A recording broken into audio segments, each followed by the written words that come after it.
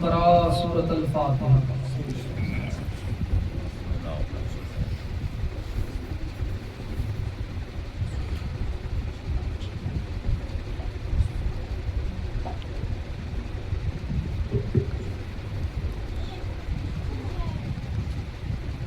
اللهم صل على محمد وعلى محمد. بالله العلي العظيم. أعوذ بالله السميع العليم من الشيطان اللعين الرجيم. بسم الله الرحمن الرحيم.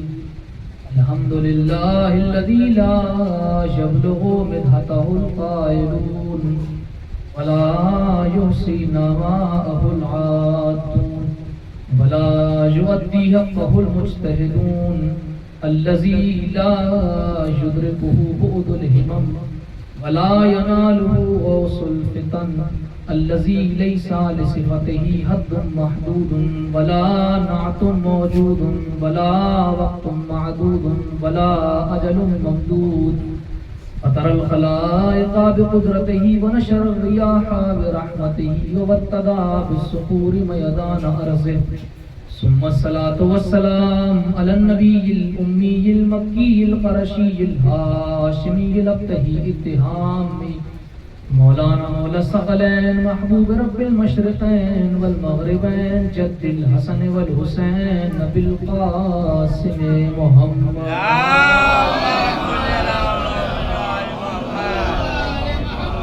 وعلى آل بيته الطيبين الطاهرين المعصومين المظلومين المنتخبين المنتجبين ولعنة الدائمة الباقية ولا أعدائهم أجمعين من الآن إلى قيام يوم الدين. أما بعد فقد قال رسول الله صلى الله عليه وآله وسلم من حق الولد على الوالد ثلاثة يحسن اسمه ويزوجه إذا بلغ ويعلمهم القرآن. صلوات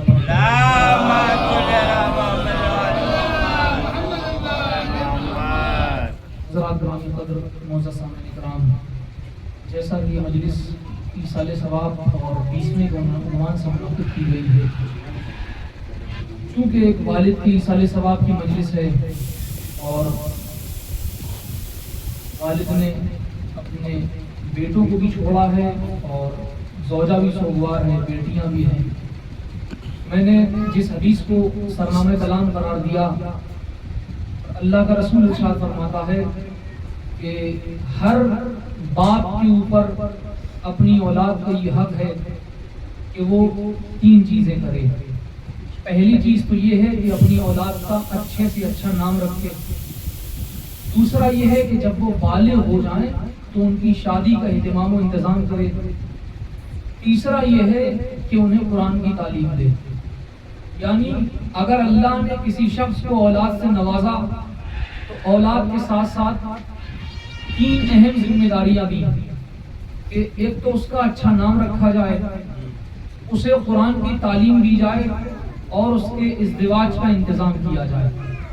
عزیزان محترم، چونکہ اہل بیت سے وابستہ لوگ جب بھی اپنی اولاد کا نام رکھتے ہیں تو ہمیشہ یا تو اہل بیت کے ناموں پر نام رکھتے ہیں یا اہل بیت کے غلاموں کے نام پر نام رکھتے ہیں.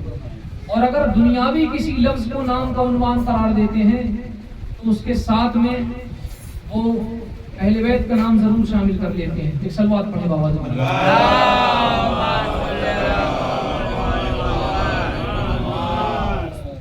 لہذا عزیزان محترم، رسول نے یہ فرمایا کہ باپ اپنی اولاد کا یا تو اچھے سے اچھا نام رکھے اور قرآن کی تعلیم دے اور اس کی ازدواج کا انتظام کرے. جیسا کہ یہ مجلس ایصال ثواب کے لیے منعقد کی گئی، عزیزان محترم، دنیا میں ہر مذہب میں، ہر مسلک میں، ہر قوم میں، ہر ملت میں لوگ پیدا ہوتے ہیں، لوگ مر جاتے ہیں. لیکن جو لوگ مذہب اہل بیت سے متمسک ہیں ان کا ایک الگ معیار ہے، ان کا ایک الگ طریقہ ہے. جب ان میں سے کوئی مر جاتا ہے تو وہ ایصال ثواب کے لیے قرآن کی تلاوت کا بھی اہتمام کرتے ہیں، دیگر نیکیوں کا بھی اہتمام کرتے ہیں، لیکن مجلس اعزا ضرور برپا کرتے ہیں. مجلس برپا کرنے کا مقصد کیا ہے؟ اور اگر مجلس برپا کی جا رہی ہے عزیزان محترم اور دوسرے لوگ تو نہیں کرتے، تو کچھ نہ کچھ تو امتیاز ہونا چاہیے۔ مجلس کیوں برپا کی جا رہی ہے؟ ہمارے یہاں قرآن خوانی کے بعد مجلس اسی لیے رکھی جاتی ہے تاکہ جو ہم نے قرآن میں پڑھ لیا ہے وہ مجلس میں سمجھ لیں، جو قرآن میں ہم نے پڑھ لیا ہے وہ مجلس میں سمجھ لیں۔ اور دنیا کا کوئی بھی ایسا انسان آپ کو نہیں ملے گا جو موت کا انکار کر رہا ہو۔ دنیا کی ایک واحد حقیقت ہے موت، جس کا کوئی انکار نہیں کرتا۔ ہو سکتا ہے انسان خدا کو نہ مانتا ہو سکتا ہے انسان اہل بیت کو نہ مانتا ہو سکتا ہے انسان انبیاء کو نہ مانتا ہو، لیکن موت کو ہر انسان مانتا ہے۔ تو پھر جب موت کو ہر انسان مانتا ہے تو پھر موت سے فرار کیوں چاہتا ہے؟ جب انسان موت کو حقیقت مان رہا ہے تو پھر موت سے فرار کیوں چاہتا ہے؟ ایک بادشاہ تھے، انہوں نے خواب دیکھا۔ ہمارے یہاں موت کا ذکر جو ہے وہ قیامت کا ذکر ہو جاتا ہے۔ انسان اگر کسی کے یہاں شادی بیاہ کا فنکشنز ہو رہے ہو یا کوئی محفل ہو رہی ہو اور آپ وہاں پر موت کا ذکر کر دیں تو لوگ یہی کہتے ہیں خامخواہ آپ نے موت کی بات چھیڑ دی، یہ تو خوشی کا موقع ہے، یہاں پر آپ نے موت کی بات کیوں چھیڑ دی؟ جبکہ اللہ چاہ رہا ہے کہ تم موت کو یاد کرو۔ ہم موت کو بھلا رہے ہیں، کیوں؟ کیونکہ انسان نے اپنا مزاج یہ بنا لیا ہے کہ وہ زندگی کی باتیں تو سننا چاہتا ہے، موت پر گفتگو سننا پسند نہیں کرتا۔ موت پر زیادہ تر مجالس ایصال ثواب میں لوگ موت پہ گفتگو سن لیتے ہیں، باقی اگر مجلسوں میں ہم لوگ خطاب کرتے ہیں تو لوگ یہی کہہ دیتے ہیں مولانا موت کی آپ نے مجلس پڑھ دی ہے نا، جبکہ موت ایک ایسی حقیقت ہے جس سے فرار نہیں کیا جا سکتا۔ تو ایک بادشاہ تھے، انہوں نے خواب دیکھا کہ ان کے سارے دانت ٹوٹ گئے ہیں، ان کے دہن کے سارے دانت ختم ہو گئے ہیں۔ تو انہوں نے، انسان جب خواب دیکھتا ہے تو اس کو اس بات کی بڑی جلدی رہتی ہے کہ تعبیر مل جائے، اور اس نیت سے آتا ہے کہ اچھی تعبیر مل جائے۔ تو ایک تعبیر بتانے والے نے انہیں تعبیر بتائی کہ بادشاہ سلامت، آپ کے جو دانت ٹوٹ گئے ہیں خواب میں، اس کا مطلب یہ ہے کہ آپ کی زندگی میں آپ کے سارے رشتہ دار مر جائیں گے۔ اور جیسے ہی انہوں نے تعبیر بتائی فوراً بادشاہ غصے میں آ گئے، اور غصے میں آنے کے بعد کہا اسے سزا دے دی جائے، اسے قتل کر دیا جائے، اس کی یہ جرات، اس نے ہمارے سامنے کہہ دیا کہ تیرے رشتہ دار مر جائیں گے، تو اس کو قتل کر دیا گیا۔ اب جب دوسرے سے تعبیر پوچھی گئی، اس نے کہا میں بتاؤں گا اچھی تعبیر، تو بتاؤ۔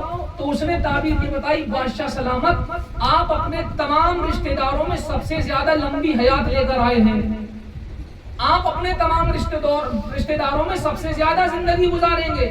کہ یہ اچھی تعبیر ہے۔ بھائی دونوں نے تعبیر صحیح بتائی تھی اور دونوں نے بالکل درست تعبیر بتائی تھی، لیکن فرق صرف بتانے کا یہ تھا کہ پہلے والے نے موت کا ذکر کر دیا تھا، دوسرے والے نے زندگی کا ذکر کر دیا تھا۔ تو انسان نے اپنا مزاج یہ بنا لیا ہے کہ جب کوئی زندگی کی بات کرتا ہے تو خوش ہو جاتا ہے، لیکن جب کوئی موت کی حقیقت پر انگلی اٹھاتا ہے، موت کی حقیقت کو بیان کر دیتا ہے تو انسان ناراض ہو جاتا ہے کہ آپ نے خامخواہ موت کا ذکر کر دیا۔ یہ انسانی فطرت ہے عزیزان محترم۔ اور پھر ایک آیت ہمارے یہاں ایصال ثواب میں زیادہ پڑھی جاتی ہے، کل نفس ذائقۃ الموت۔ قرآن میں تقریباً 3 مرتبہ یہ آیت کا ذکر ہوا ہے، سورہ آل عمران میں، سورہ عنکبوت میں، سورہ انبیاء میں، کل نفس ذائقۃ الموت، ہر نفس کو موت کا مزہ چکھنا ہے۔ اچھا، اہل بیت کے چاہنے والوں سے خطاب میرا یہ بھی ہے کہ وہ اپنے آپ کے اعمال کو نہیں دیکھتے، وہ اپنا کردار نہیں دیکھتے، وہ صرف اسی بات کو دہراتے ہیں جو کربلا میں جناب قاسم نے دہرائی۔ حسین نے پوچھا میرے لال کیف الموت، اندک تمہارے نزدیک موت کیسی ہے؟ تو کیا جواب دیا؟ اندی اعلام نسل، کہ میرے نزدیک موت شہد سے زیادہ شیریں ہے۔ تو ہر اہل بیت کا چاہنے والا اپنے لیے سوچ لیتا ہے کہ ہماری موت بھی شہد سے زیادہ شیریں ہے، جبکہ اسے معلوم نہیں قاسم نے اپنے نزدیک بتایا تھا، مسلمانوں کے نزدیک نہیں بتایا۔ وہ موت جناب قاسم کے نزدیک تھی۔ ہر انسان کو اللہ نے اختیار دیا ہے کہ وہ اپنی موت جیسے چاہے ویسے بنا لے۔ زندگی اللہ نے اپنے اعتبار سے دی، جو جیسا پیدا ہو رہا ہے اللہ کی مرضی ہے، کسی کا ایک کان ہے کسی کا نہیں، یہ اللہ کی مرضی ہے۔ لیکن آپ کو موت جب آئے گی اس میں آپ کی مرضی بھی شامل ہے کہ آپ کیسی موت چاہتے ہیں۔ اگر آپ کے اعمال اچھے ہیں تو بہت بہترین موت، اور اگر آپ کے اعمال خراب ہیں تو پھر بدترین موت۔ یا لفظوں کو بدل کر یوں کہا جائے، اگر آپ کردار کو بلند کر لیں گے تو شہید کہلائیں گے، اور کردار کو پست کر لیں گے تو ہلاک ہو جائیں گے۔ لہذا عزیزان محترم، یہ موت کا مزاج ہے۔ تو انسان زندگی میں ہر چیز میں ذائقہ ڈھونڈتا ہے، اور موت کے ذائقے کی بات آتی ہے تو جناب قاسم کا جملہ دہرا دیتا ہے۔ انسان سستے سے سستے کپڑے میں اپنے جسم کو ڈھانک بھی سکتا ہے, اپنی عزت بھی بچا سکتا ہے. لیکن جب انسان کپڑا خریدنے جاتا ہے اور تھان پہ تھان کھول دیے جاتے ہیں تو وہ کہتا ہے بہترین کپڑا لینا جس میں ہمیں پہن کر مزہ آئے, جو پہن کر ہمیں ذائقہ ملے کہ ہاں بہترین لباس ہم نے پہنا ہے, دوسرے لوگ دیکھیں اور کہیں واہ کتنا خوبصورت لباس پہنا. انسان اگر چاہے تو روٹی چٹنی کھا کر بھی زندگی گزار سکتا ہے, انسان اگر چاہے تو سبزی اور دال کھا کر بھی زندگی گزار سکتا ہے, لیکن انسان یہی چاہتا ہے کہ بہترین سے بہترین غذا ملے. کیوں؟ کیونکہ انسان چاہتا ہے کہ ذائقہ ملے, انسان چاہتا ہے مزہ ملے. عزیزان محترم, گفتگو صرف لباس اور غذا تک کی نہیں تھی, انسان نے اپنا مزاج ایسا بنا لیا کہ گھنٹے بھر کی مجلس سننے کے بعد بھی کہتا ہے مزہ نہیں آیا, گھنٹے بھر کی گفتگو سننے کے بعد بھی کہتا ہے مزہ نہیں آیا. تو عزیزان محترم, ذکر اہل بیت کا اتنا سستا ہو گیا کہ آپ ڈیسائیڈ کریں گے کہ مزہ آیا یا نہیں آیا, مجلس میں ذائقہ ملا یا نہیں ملا. تو ذکر اہل بیت, انسان مولانا بلاتا ہے انسان خطابت کرنے کے لیے, حالانکہ ذکر اہل بیت ہر انسان کرتا ہے, لیکن ہمارے سماج میں جب مجلسیں ہوتی ہیں ہر انسان ایسا نہیں کرتا. عزیزان محترم, کچھ لوگ ہوتے ہیں ایسے سماج میں جو یہ دیکھ کر نہیں بلاتے کہ ذکر کیا ہوگا, وہ یہ دیکھ کر بلاتے ہیں کہ نام کتنا ہوگا, وہ یہ دیکھ کر بلاتے ہیں کہ نام کتنا ہوگا. یعنی ان کے نظر میں بھی یہ بات ہے کہ جب مجلس ہو جائے اور ہم سماج سے پوچھتے پھریں کہ مولانا نے مجلس کیسی پڑھی, مولانا نے گفتگو کیسی کی, مولانا نے کیا معروضات پیش کیے. تو عزیزان محترم, انسان چاہتا ہے کہ مزہ مل جائے. تو جب آپ اپنے مزے کے لیے مجلسیں برپا کریں گے تو دنیا میں تو ہو سکتا ہے آپ کو کچھ مل جائے, آخرت میں آپ کو کچھ ملنے والا نہیں. اس لیے کیونکہ مجلسیں آپ کو جسمانی طاقت تو دے ہی رہی ہے, روحانی غذا دیتی ہے مجلس. اور جب آپ کا مقصد صرف مزہ ہوگا تو روحانی غذا نہیں ملے گی, یا تو آپ مزہ لے لیجیے یا روحانی غذا لے لیجیے. اس لیے موت, یہ مجلس ایک باپ کے ایصال ثواب کے لیے ہے, تو میں کچھ گفتگو ان پر بھی کروں گا. باپ, انسان کا باپ چلا جاتا ہے, انسان افسردہ ہو جاتا ہے چونکہ باپ ہے, اور باپ سے محبت کرنا انسان کا فریضہ ہے. چوتھے مان کی حدیث ہے رسالۃ الحقوق میں کہ باپ تمہاری اصل ہے, باپ تمہاری جڑ ہے, باپ تمہاری حقیقت ہے. اسی لیے جو حساس لوگ ہیں, جو علماء ہیں, انہوں نے باپ کو درخت سایہ دار, شجر سایہ دار سے تعبیر کیا ہے کہ باپ ایک ایسا درخت ہے جو سایہ دیتا ہے. لیکن عزیزان محترم, جب بھی کوئی گفتگو آپ سنیے تو اس میں تھوڑا سا غور و فکر کیجئے. جب مجھے یہ بات ملی کہ باپ کو شجر سایہ دار کہا جاتا ہے, درخت سایہ دار کہا جاتا ہے, کہ ایسا باپ ہے جو سایہ دیتا ہے, تو میرا ذہن وہاں پر تھوڑا سا گھوما اور میں نے کوشش کی کہ بھیا باپ کو درخت سایہ دار یا شجر سایہ دار کیوں کہا گیا. تو میرے نظر میں ایک بات یہ آئی کہ باپ شجر سایہ دار نہیں ہے. اب اس پہ سنیے گا دیدان محترم بہت غور سے, باپ شجر سایہ دار نہیں ہے. کیسے شجر سایہ دار؟ بزرگ حضرات تشریف فرمائے, ہم سے زیادہ تجربہ ہے ان کا. شجر سایہ دار کی خصوصیت یہ ہوتی ہے کہ وہ سایہ بھی دے گا, سوکھنے کے بعد اس کی لکڑی آپ کو فائدہ بھی دے گی, اور اگر اس میں پھل نکل کر آ رہے ہیں تو وہ آپ کے کھانے کا انتظام بھی کریں گے. یعنی شجر سایہ دار آپ کو تمام کے تمام فائدے دے گا. لیکن انصاف سے بتائیے, اسی شجر کی چھاؤں میں, اس کی جڑ کے نزدیک آپ کوئی دوسرا پیڑ لگا دیں, اور سے سنیے گا عزیزان محترم, اسی شجر سایہ دار کی جڑ کے نزدیک آپ کوئی دوسرا پیڑ لگا دیں تو وہ درخت اس پیڑ کو بڑا تو ہونے دے گا لیکن اپنے سے بڑا نہیں ہونے دے گا. آپ چاہیں جتنی کھاد ڈال دیجیے, چاہیں جتنا پانی دے دیجیے, چاہیں جتنا آکسیجن اس کو پرووائڈ کرا دیں, لیکن شجر سایہ دار کی یہ خصوصیت یہ ہے کہ اگر اس کی جڑ میں, اس کے سائے کے اندر کسی پیڑ کو لگایا جائے گا تو وہ اس کو بڑا تو ہونے دے گا لیکن اپنے سے بڑا نہیں ہونے دے گا. اس کا مطلب یہ ہوا باپ شجر سایہ دار نہیں, اس سے بھی بڑھ کر ہے. اللہ نے صرف باپ کو ایسا دل دیا ہے جو چاہتا ہے کہ اس کا بیٹا اس سے آگے کی منزلت میں پہنچ جائے, اس کا بیٹا اس سے بلند ہو جائے, اس کا بیٹا اس سے آگے نکل جائے. بھائی یہ مرتبہ تو استاد کو بھی نہیں حاصل. استاد روحانی باپ ضرور ہے لیکن کہیں نہ کہیں دل میں رہتا ہے کہ یہ میرا شاگرد ہے. سماج کے لوگ جو بزرگ ہیں وہ چاہتے ہیں کہ ان کی بستی کے لوگ آگے نکل جائیں، لیکن جب بات آ جاتی ہے تو وہ بھی یہ کہہ دیتے ہیں ہمارے سامنے کا بیٹا ہے، ہمارے سامنے کا لڑکا ہے نا. لیکن ایک باپ ہے جس کے دل میں اللہ نے وہ دل رکھا ہے کہ جو چاہتا ہے کہ اس کا بیٹا اس سے آگے نکل جائے. اور ہمارا نوجوان کیا کرتا ہے؟ تھوڑا سا کمانے لگا تو اپنے باپ کو بھول جاتا ہے، باپ کو بھول جاتا ہے. ایک شخص رسول کی خدمت میں حاضر ہوا، صلوات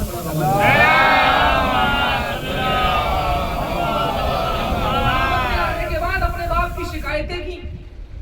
رسول نے کہا اس کے باپ کو بلایا جائے. باپ کو بلایا گیا تو پتہ یہ چلا کہ وہ جنگل میں لکڑیاں کاٹ رہا ہے، جنگل میں لکڑیاں کاٹ رہا ہے. اچھا، عرب کے زمانے میں شعرا بہت ہوا کرتے تھے. عرب میں شاعری کا ایک رسم و رواج تھا، ہر انسان شعر کہتا تھا. کوئی خوشی کا ماحول ہوگا تب شعر کہے گا، کوئی غم کا ماحول ہوگا تب شعر کہے گا. یہی وجہ تھی کہ جب بھی جنگجو جنگ کرنے جاتا تھا تو رجس پہلے پڑتا تھا. تو عزیزان محترم، ہوا یہ کہ جب اس کے باپ کو بلایا گیا تو اس کا باپ آیا. اس کو خبر مل چکی تھی کہ اس کا بیٹا شکایت کرنے کے لیے پہنچا ہے. تو اس نے کچھ شعر کہے تھے. ادھر حضور کی خدمت میں آیا. رسول نے کہا ایسی ایسی شکایت تیرا بیٹا کر رہا ہے. اور رسول نے کہا، تو اس نے کہا کہ میں نے کچھ شعر کہے ہیں حضور، چاہتا ہوں آپ کی خدمت میں نشر کروں. رسول نے کہا سناؤ.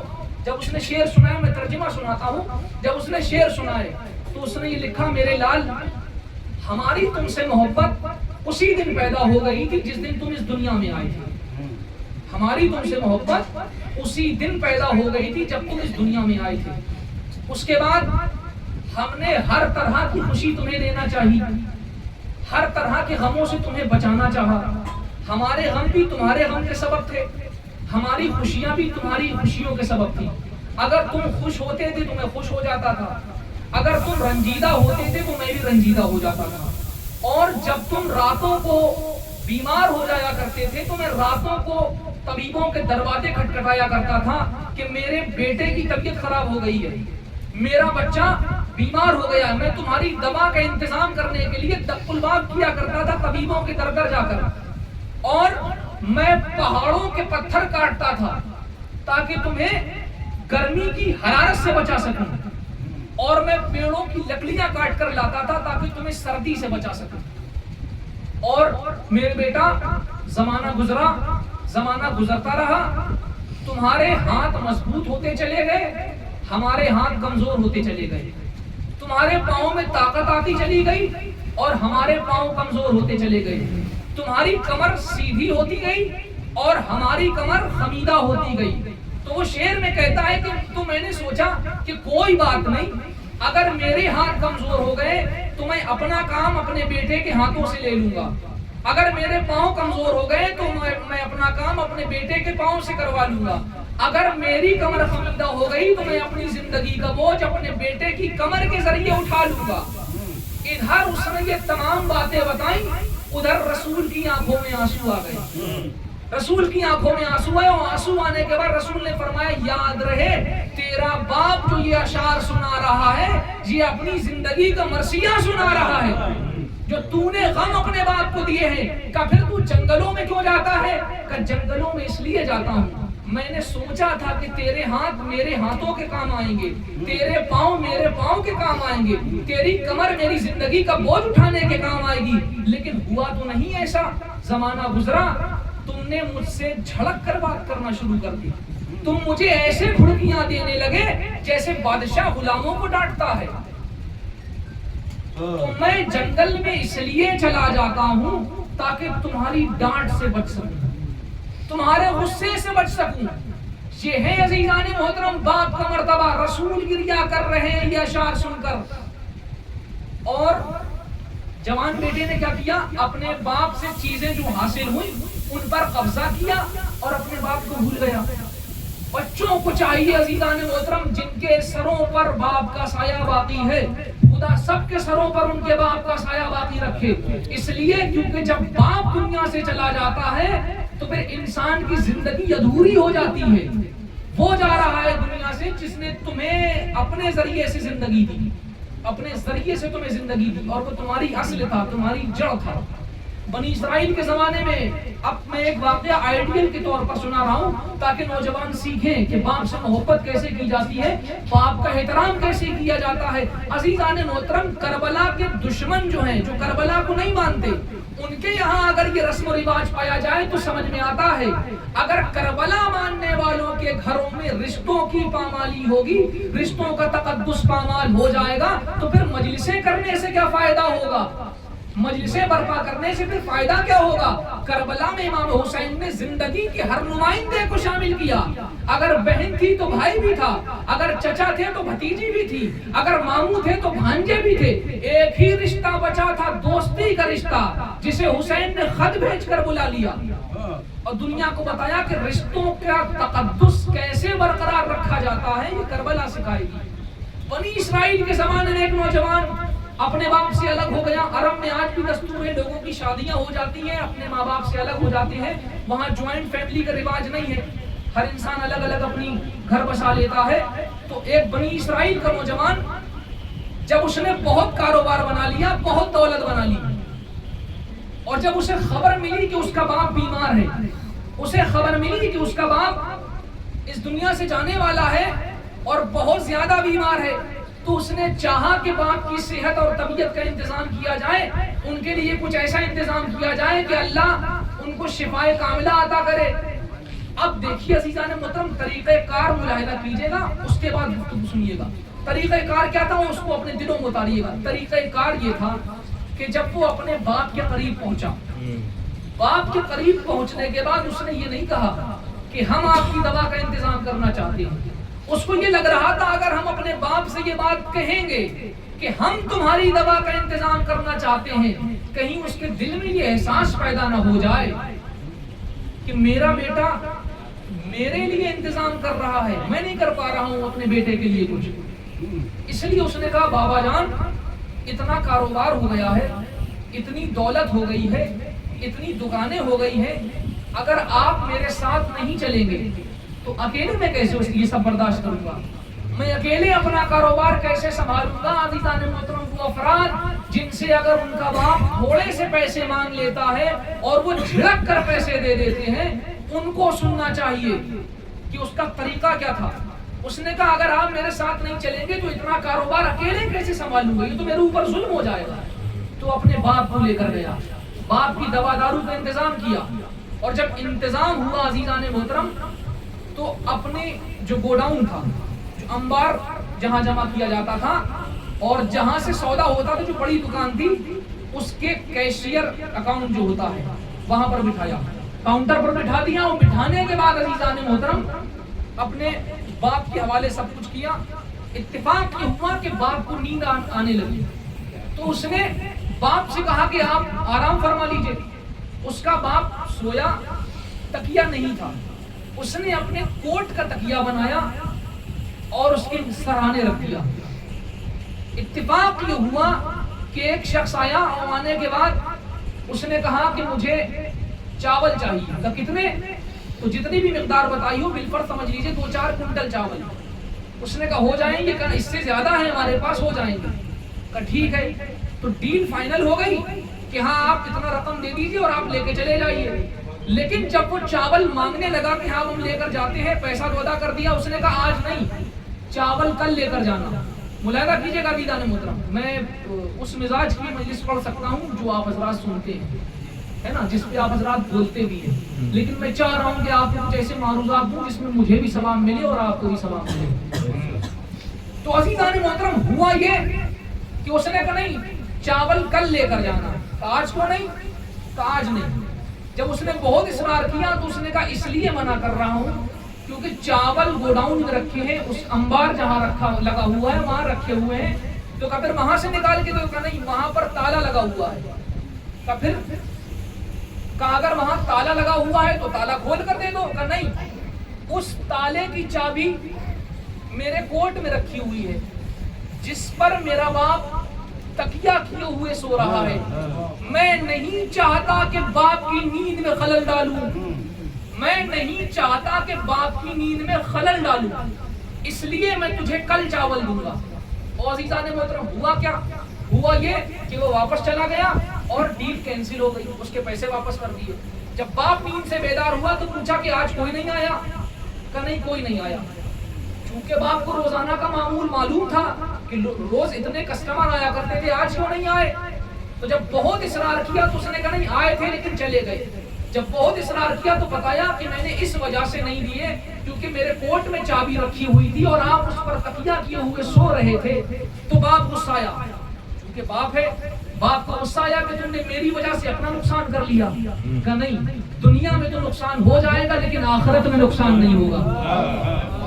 دنیا میں تو نقصان ہو جائے گا لیکن آخرت میں نقصان نہیں ہوگا. عزیزان محترم, باپ نے کہا کوئی بات نہیں, اگر دنیاوی نقصان ہو گیا ہے تو میں تیرے لیے اپنے رب سے دعا کروں گا, میں تیرے لیے اپنے رب سے دعا کروں گا. اور عزیزان محترم, واقعہ بتاتا ہے کہ جب اس کے باپ نے دعا کی تو جتنے کسٹمر روزانہ آتے تھے ان کے دگنے کسٹمر روز آنے لگے. کیوں؟ کیونکہ باپ کی دعا. روایات میں ملتا ہے باپ سے دعا کرائیے. عزیزان محترم, باپ ایک ایسی حقیقت ہے جس کے دل میں آپ کے لیے ذرہ برابر بھی تملق نہیں آ سکتا, جس کے دل میں ذرہ برابر بھی چاپلوسی نہیں آ سکتی. اسی لیے روایات میں ملا ہے کہ اپنے والدین سے اپنے حق میں دعا کراؤ. آپ اپنے دوست سے بھی دعا کرا سکتے ہیں, لیکن ہو سکتا ہے دوست کے دل میں یہ آ جائے کہ میں اس کے لیے دعا کروں, کہیں مجھ سے آگے نہ نکل جائے. آپ کی بستی کے بزرگ بھی آپ کے لیے دعا کر سکتے ہیں, لیکن ہو سکتا ہے ان کے دل میں تھوڑا سا حسد آ جائے. لیکن ماں باپ ایک ایسی حقیقت ہے کہ جو اگر اپنے بیٹے کے لیے دعا کریں گے تو ان کے دل و دماغ میں ذرہ برابر بھی حسد نہیں آئے گا کہ کہیں ایسا نہ ہو میرا بیٹا مالدار ہو جائے, کہیں ایسا نہ ہو میرا بیٹا آگے نکل جائے. وہ چاہتے ہیں کہ ان کا بیٹا آگے نکلے. تو عزیزان محترم, یہ درس اہل بیت ہے. اہل بیت نے ہم سے کہا ہے کہ اپنے والدین کی اطاعت کرو, اور اللہ نے بھی قرآن میں کہا وَقَضَىٰ رَبُّكَ أَلَّا تَعْبُدُوا إِلَّا إِيَّاهُ وَبِالْوَالِدَيْنِ إِحْسَانًا, کہ اللہ نے فیصلہ کر لیا ہے تم اس کے علاوہ کسی اور کی عبادت نہ کرنا, اور یاد رہے والدین کے ساتھ احسان کرنا. احسان کا مطلب وہ والا احسان نہیں جو ہم اور آپ اردو میں سمجھتے ہیں. احسان کا مطلب یہ ہے نیکی کرنا. احسان ہمارے اور آپ کے بس کی بات نہیں ہے, کیونکہ روایات میں ملتا ہے ہم اور آپ اپنی ماں کے اس حق کو ادا نہیں کر سکتے جو ماں نے وقت ولادت جو چیخ اس کی زبان سے نکلی تھی, ہم زندگی بھر اس کا حق ادا کرنا چاہیں ادا نہیں کر سکتے. لہذا عزیزان محترم, یہ ہے ماں باپ کا مرتبہ اور یہ ہے عظمت والدین. اگر عظمت والدین سمجھ میں آ گئی تو دنیا میں بھی ہم کامیاب ہو سکتے ہیں اور آخرت میں بھی ہم کامیاب ہو جائیں گے. اور مجلسیں اگر ہم نے ایصال ثواب کے لیے منعقد کی ہے تو اس کا فلسفہ بھی ہے. ہمارے ہاں جب بھی مجلس منعقد ہوتی ہے, میں بتاتا رہتا ہوں یہ بات کہ جب مجلس منعقد ہوتی ہے تو ہم سورہ فاتحہ کا اعلان کرتے ہیں. اور اگر ہمارا عقیدہ یہ ہے کہ فرش مجلس پر اہل بیت آتے ہیں, فرش مجلس پر شہزادی کونین آتی ہے, تو ہم اگر سورہ فاتحہ کے لیے اعلان کریں گے تو ایسا نہیں ہو سکتا کہ حسین کی ماں ہمارے فرش پر آئیں اور آنے کے بعد ہمارے مرحوم کے لیے ایصال ثواب نہ کریں, ہمارے مرحوم کے لیے سورہ نہ پڑھیں. مجلس عزیزان محترم جو فرش بچھا دیتے ہیں, فرش ضرور ہمارے گھر کا ہوتا ہے, یہ چادریں اور قالین ہمارے گھر کی ہوتی ہے, لیکن جب نسبت اہل بیت ہو جاتی ہے تو پھر یہ ہمارے گھر کی نہیں رہتی, یہ ہماری زندگی میں برکت دے دیتی ہے. ابھی پرسوں میں بیٹھا ہوا تو میرے ذہن میں ایک مطلع ہوا کہ فرش ازاں بچھایا ہے جب سے مفلسی میں, فرش ازاں بچھایا ہے جب سے مفلسی میں, تھوڑا ہے رزق لیکن برکت ہے زندگی میں. تو انسان جب خلوص نیت کے ساتھ فرش ازاں بچھاتا ہے. اچھا, اہل بیت کے جو نہیں ماننے والے ہیں ایصال ثواب تو وہ بھی کرنا چاہتے ہیں, وہ مجلسوں کے ذریعے ایصال ثواب نہیں کرتے, اور کچھ ایسے ہیں جو ایصال ثواب کرتے ہی نہیں. وہ کیوں نہیں کرتے؟ دیکھیے عزیزان محترم, ہر انسان کی مجبوری ہے. آپ حضرات نے ایران اور اسرائیل کو خوب مجلسیں سنی, آپ حضرات کو جملہ بتایا گیا ہوگا کہ آج وہی ٹکے رہے جن کے اجداد کل ٹکے رہے تھے, اور آج میدان چھوڑ کر ہو گئے جن کے اجداد کل چھوڑ کر گئے تھے.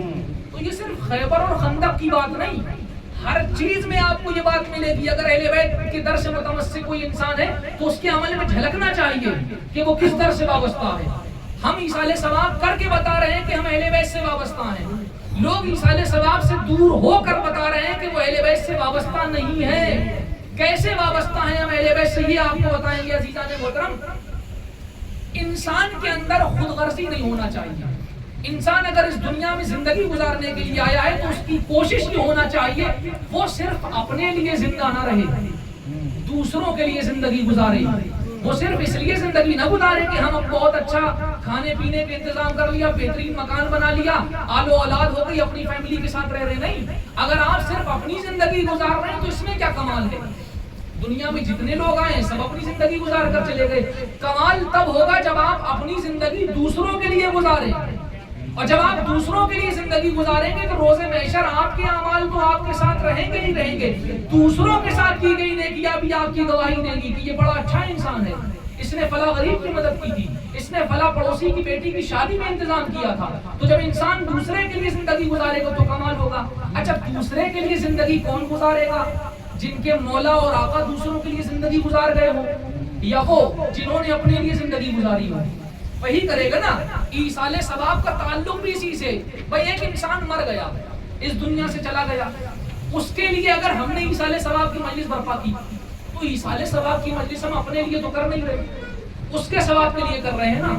اس کا مطلب ہم ایصال ثواب اپنے لیے نہیں کرتے, دوسرے کے لیے کرتے ہیں. یعنی ہم اپنی زندگی اپنے لیے نہیں گزار رہے ہیں, دوسرے کے لیے. اب اٹھائیے ذرا تاریخ اسلام اور اہل بیت کے کردار سے اپنے کردار کو ملائیے. ایصال ثواب صرف ان لوگوں کی یہاں نہیں ہے جہاں خود غرضی پائی جاتی ہے. ایصال ثواب صرف ان لوگوں کے یہاں نہیں ہے جہاں خود غرضی پائی جاتی ہے, جن کے آقا اور مولا صرف اپنے لیے زندگی گزار گئے, دوسروں کے کام نہیں آ پائے. تاریخ سے دلیل اٹھانا ہے تو دلیل اٹھائیے. جب کسی کے بیٹے نے اپنے باپ سے کہا تھا, اب آپ کی مزاج کی گفتگو, جب کسی کے بیٹے نے اپنے باپ سے کہا تھا کہ فلاں نے مجھے غلام زادہ کہا ہے, فلاں نے مجھے غلام زادہ کہا ہے, تو باپ نے فوراً کہا تھا میرے بیٹا اسے لکھوا کر لے آؤ لیکن رکھنا ہماری قبر کے اندر, اسے لکھوا کر لے آؤ لیکن رکھنا ہماری قبر کے اندر. یعنی باپ بھی اتنا خود غرض ہو گیا کہ کام بیٹے سے کروا رہا ہے, نجات اپنی طے کرنا چاہ رہا ہے. ہے نا؟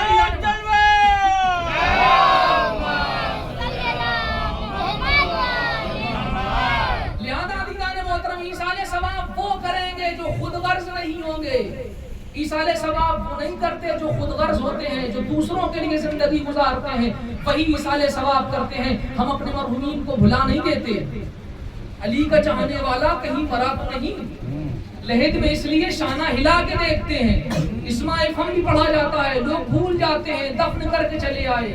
مرنے والا مر گیا, لوگوں نے بھلا دیا, ہم بھلاتے نہیں. اس لیے کیونکہ ہمارا عقیدہ ہے, ہمارا عقیدہ ہے کہ اہل بیت کی محبت میں مرنے والا شہید ہوتا ہے. لیکن عزیزان محترم, اگر کوئی زبان سے کلمہ پڑھ رہا ہے اور زبان سے کوئی نعرے حیدری بہت تیز لگا رہا ہے تو اس دھوکے میں نہ آ جائیے گا کہ وہ اہل بیت کا سچا پرستار ہے. نعرے حیدری, چونکہ ہم اس سماج میں رہتے ہیں, جانتے ہیں کون کیسا ہے. اگر آپ بہت تیز نعرے حیدری لگا رہے ہیں یا بڑی تیز مجلسیں پڑھ رہے ہیں, بڑے تیز نوحے پڑھ رہے ہیں, تو یہ اس بات کو ثبوت نہیں ہے کہ آپ اہل بیت کے سچے پرستار ہیں. سچے پرستار تو تب کہلائیں گے جب آپ کے دل میں وہی چیز ہو, دل میں وہی چیز ہو. اگر ہمارے دل میں یزید سے دشمنی ہے, کافی نہیں یزید گزشتہ سے دشمنی, ہر دور کے یزید کی بیعت گناہ ہے. ہم پرانے یزید کو برا کہتے ہیں اور نئے یزید کے بازو میں بیٹھے رہتے ہیں. ہمارا مزاج بھی ہو گیا, زمانے حاضر کے یزیدوں کے ساتھ بیٹھ کر کھانا کھاتے ہیں اور پرانے یزیدوں کو برا کہتے ہیں کہ وہ ایسے تھے, وہ ایسے تھے. اگر یزید کے لیے تمہارے دل میں دشمنی ہے تو اٹھاؤ یزید کا کردار اور دیکھو. اگر یزید جواری تھا تو ہمارے اندر کوئی جوا کھیلنے والا نہ ہو, اگر شرابی تھا تو ہمارے محلے میں کوئی شراب پینے والا نہ ہو, اگر یزید زناکار تھا تو ہمارا نوجوان زانی نہ ہو, اگر یزید جھوٹ بولنے والا تھا تو ہمارا نوجوان جھوٹا نہ ہو, اگر یزید رشتوں کے تقدس کو پامال کرنے والا تھا تو ہمارا نوجوان رشتوں کے تقدس کو پامال نہ کر رہا ہو, وہ رشتوں کی عظمت کو برقرار رکھنا چاہتا ہو, وہ رشتوں کی عظمت کو برقرار رکھ رہا ہو. ایسا ہی نہیں ہوتا. لہذا اپنے باپ کے سامنے کبھی جانا تو اونچی آواز میں بات نہ کرنا, اپنے باپ کو کبھی پیسے دینا تو ایسے مت دینا کہ تم بھڑکیاں دے کر اپنے باپ سے گفتگو کرو, یہ لیجئے آپ کے لیے ہم لے کر آئے ہیں. کہیں ایسا نہ ہو باپ کے دل میں یہ آ جائے کہ میرا بیٹا اتنا بڑا ہو گیا. اور چونکہ انسان کی یہ فطرت ہے عزیزان محترم, جب وہ کسی کے ساتھ کچھ کر دیتا ہے نا, اور باپ کے پالنے میں اور بیٹوں کے پالنے میں دو فرق ہیں. بس میں یہ پڑھوں گا اس کے بعد ربط مسائل. باپ اور بیٹے کے پالنے میں دو فرق ہیں.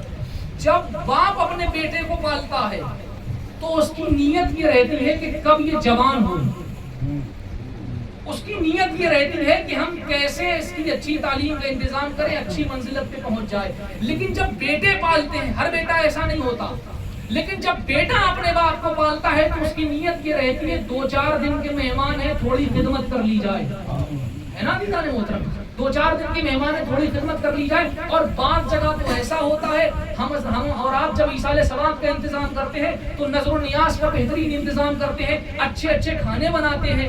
بھائی وہ کھانا مرحوم نہیں کھائیں گے، وہ کھانا ہمیں ہی اور آپ کو ہے. ہم کیا کہتے ہیں کہ باپ کو فلاں چیز پسند تھی تو نظر میں رکھ دی جائے، باپ کو فلاں چیز پسند تھی تو فاتحہ میں رکھ دی جائے. اے کاش اگر ایک نادانستہ بیٹا یہی کام زندگی میں کر لیتا تو ہو سکتا ہے کہ اس کی حیات کے تھوڑے دن اور بڑھ جاتے، ہے نا عزیزان محترم؟ یہ سبق ہم کو ملے گا اہل بیت کے گھرانے سے. اگر ہم نے اہل بیت کے گھرانے سے یہ چیزیں سیکھ لی تو آپ ان کو اپنے کردار میں اتار لیں گے، اور جب کردار میں یہ چیزیں اتر جائیں گی نا تو آپ کو نظر آئے گا کہ جب دنیا کے نوجوان چل رہے ہوں گے اور اہل بیت کے در سے تمسک رکھنے والے نوجوان چل رہے ہوں گے تو آپ کو دور سے نظر آئے گا کون کس کا والا ہے، کون کیسا ہے. آپ کو چوراہوں پہ کھڑے ہونے کی ضرورت نہیں ہے کہ وہاں جا کر بتائیں ہم علی والے ہیں، حسین والے ہیں. میں ایک واقعہ پڑھتا رہتا ہوں، بہت مختصر سا 2 منٹ کا واقعہ ہے، وہ سن لیجیے گا. کہ جناب آدم اور جناب حوا میں جب جدائی ہو گئی، آدم گریا کرتے تھے. ایک واقعہ ملتا ہے کہ ہرنوں کا کچھ جو جھنڈ ہوتا ہے، گلہ جسے بولتے ہیں، وہ گزرا، اور گزرنے کے بعد جناب آدم نے ان کو آواز دی. ان میں سے ایک ہرن جناب آدم کے قریب آئی، اور آنے کے بعد جناب آدم سے گفتگو ہوئی. ہر نبی جانور کی زبان سمجھتا ہے. گفتگو ہوئی، آدم نے اس کی پشت پر ہاتھ پھیر دیا. معجزہ یہ ہوا کہ آج جو ہم اور آپ عطر لگاتے ہیں، مشک عنبر جو ہوتا ہے، وہ اسی ہرن کی پیٹھ کی جو ریڑھ کی ہڈی ہوتی ہے اس سے بنتا ہے. ہر ہرن کی ریڑھ کی ہڈی میں وہ خوشبو نہیں ہے، صرف اسی ہرن کی جو نسل ہے اسی کی ریڑھ کی ہڈی میں وہ خوشبو پائی جاتی ہے. کیوں؟ کہ نبی نے اس کی پشت پہ ہاتھ پھیرا تھا، نبی نے اس کی پشت پہ ہاتھ پھیرا تھا. یہ آج معلوم ہے، لیکن جب آدم نے ادھر ہاتھ پھیرا اور وہ اپنے گلے اور جھنڈ میں پہنچی، اسے نہیں معلوم تھا کہ کیا ہوا ہے. ہر ہرن ایک دوسرے سے سوال کرنے میں مصروف تھے کہ یہ بتاؤ خوشبو کس کے پاس سے آ رہی ہے، یہ بتاؤ یہ خوشبو کس کے پاس سے آ رہی ہے. اور جس کے پاس سے خوشبو آ رہی تھی اسے نہیں معلوم تھا کہ آدم کے ہاتھ پھیرنے سے یہ معجزہ ہو جائے گا.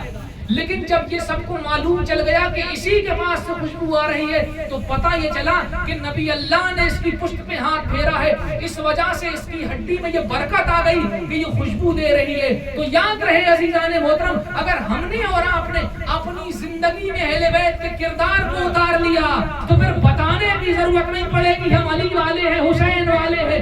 ہر انسان دیکھ کر کہے گا اس کی گفتار علی والی ہے، اس کی رفتار علی والی ہے، اس کا کردار علی والا ہے. یہ بولتا ہے تو لگتا ہے کہ کوئی حسین والا بول رہا ہے، یہ چلتا ہے تو لگتا ہے کہ حسین والا چل رہا ہے. لہذا جب کردار اہل بیت ہمارے کردار میں آ جائے گا، کردار اہل بیت ہمارے کردار میں آ جائے گا تو سمجھ میں آ جائے گا کہ دنیا کے لوگ اور ہیں، علی والے اور ہیں. اور دنیا کو آج حالات حاضرہ کے پس منظر میں آپ سمجھ جائیں گے.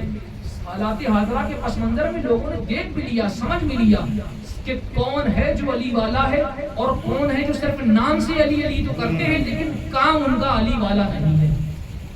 لہذا کربلا میں امام حسین اسی لیے گئے تھے تاکہ ولایت علی لوگوں کے دلوں تک پہنچ جائے.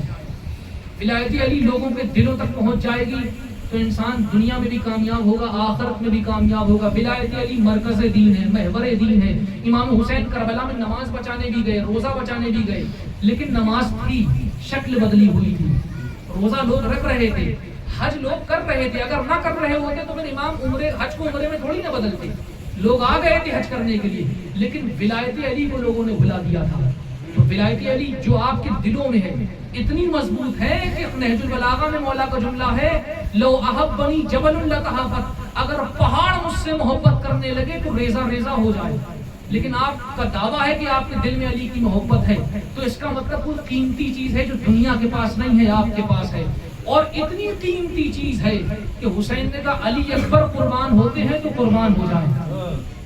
علی اصغر کا گلا چھیدا جاتا ہے تو چھید دیا جائے، زینب کے سر سے ردا چھینی جاتی ہے تو چھین لی جائے، کلثوم کو بے ردا کیا جاتا ہے تو کر دیا جائے، لیکن اسلام بچ جائے، ولایت علی بچ جائے۔ وہ نا عزیزان محترم کربلا کے میدان میں یہ 20ویں کی مجلس منعقد ہو رہی ہے۔ بیٹوں کو خبر ملی کہ باپ کا انتقال ہوا، بیٹوں نے تجہیز و تکفین کا انتظام کر دیا، ان کی 10ویں کی مجلس کا انتظام کیا، 20ویں کی مجلس کا انتظام کیا۔ رشتہ داروں کو خبر ملی، تمام کے تمام رشتہ دار جنازے میں بھی آ گئے، فاتحہ میں بھی شریک ہوئے، مجلسوں میں بھی شریک ہوئے۔ ہم اور آپ تو صرف غلام ہیں نا، ذرا امام کی مظلومیت ملاحظہ کیجئے کہ جس کے نام پر ہم مجلس برپا کر رہے ہیں، 61 ہجری میں کربلا کا تپتا ہوا صحرا تھا کہ وہ بے گور و کفن کربلا کے تپتے ہوئے صحرا میں اس کا لاشا پڑا ہوا تھا، اور بیٹا اتنا مجبور تھا کہ ہاتھوں میں ہتھکڑیاں تھیں، پاؤں میں بیڑیاں تھیں، کمر میں لنگر تھا، گلے میں توق پڑا ہوا تھا۔ عزیزان محترم، امام حسین کی مظلومیت سے بڑی مظلومیت ہے جناب سید سجاد کی۔ سید سجاد کی مظلومیت کتنی ہے عزیزان محترم؟ جناب سید سجاد با اجازت امامت آئے تھے اور بنی اسد کے لوگوں کے ساتھ مل کر کربلا کے شہداء کے لاشوں کو دفن کیا تھا، مولا عباس کے لاشے کو بھی دفن کیا، حسن امام حسین کے لاشے کو بھی دفن کیا، علی اصغر کے لاشے کو دفن کیا، جناب علی اکبر کے لاشے کو دفن کیا۔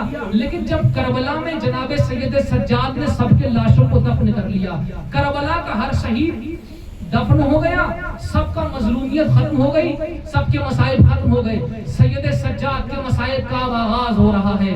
کبھی بازار کوفہ میں کھلے جناب زینب کے کھلے سر پہ نظر جا رہی ہے، اور کبھی زندان شام میں سکینہ کے تماچے کھائے ہوئے رخساروں پر نظر جا رہی ہے۔ سید سجاد کی مظلومیت، میں سارے مصائب ساری تاریخ چھوڑ کر صرف بتاؤں گا کہ جب سید سجاد اس دنیا سے جا رہے تھے تو کیا منظر تھا۔ جناب سید سجاد اپنی ساری زندگی امام پر گریا کرتے رہے، خون کے آنسو روتے رہے۔ عزیزان محترم، جب سوال کیا جاتا تھا نا مولا یہ خون کے آنسو کیوں رو رہے ہیں؟ ارے شہادت تو آپ کے گھر کی میراث ہے۔ جواب دیتے تھے شہادت تو ہمارے گھر کی میراث ہے، لیکن کیا اہل بیت کے گھر کے ساتھ یہ بھی سلوک اچھا ہے کہ ان کی ماؤں اور بہنوں کو بے ردا بے مقنع چادر تیار بدیار پھرایا جائے؟ ہاں عزیزان محترم، جب سید سجاد کا وقت آخر آیا، ارے محمد باقر کو بلایا، امام محمد باقر امام کے قریب آئے، امام سید سجاد نے فوراً کہا اے بیٹا محمد باقر، ذرا مجھے کربلا کے مصائب سنانا شروع کرو، تم نے کربلا میں کیا کیا دیکھا؟ تاریخ نے لکھا عزیزان محترم، تاریخ بتاتی ہے کہ امام محمد باقر نے کہا بابا ہم نے دیکھا ہے کہ دادا کیسے علی اکبر کا لاشا لائے تھے، بابا ہم نے دیکھا ہے کہ دادا کیسے اپنے ہاتھوں میں علی اکبر کو اٹھا کر لائے تھے، ارے بابا ہم نے دیکھا ہے کہ میرے چچا عباس کے شان قلم کر دیے گئے تھے، بابا ہم نے دیکھا ہے کہ میرے دادا حسین کا لاشا پامال کر دیا گیا تھا، بابا ہم نے دیکھا تھا کہ قاسم کے لاشے کے ٹکڑے کر دیے گئے تھے۔ ہاں دیدان محترم، سارے مصائب امام سنتے جا رہے ہیں اور آنکھوں سے اشک بہتے جا رہے ہیں، لیکن ایک مرتبہ امام محمد باقر سے امام نے کہا اور کیا کیا دیکھا؟ ارے کہا میں نے دیکھا کہ بازار شام میں ارے جناب زینب کے سر سے جب چادریں اتار لی گئی تو منادی ندا دے رہا تھا ہاذا زینب بنت علی، ہاذا کلثوم بنت علی، ارے یہ علی کی بیٹی زینب ہے، یہ علی کی بیٹی کلثوم ہے، یہ باغیوں کا مجمع ہے، کوئی پتھر مار رہا ہے۔ سيعلم الذين ظلموا أي منقلب ينقلبون إنا لله وإنا إليه راجعون۔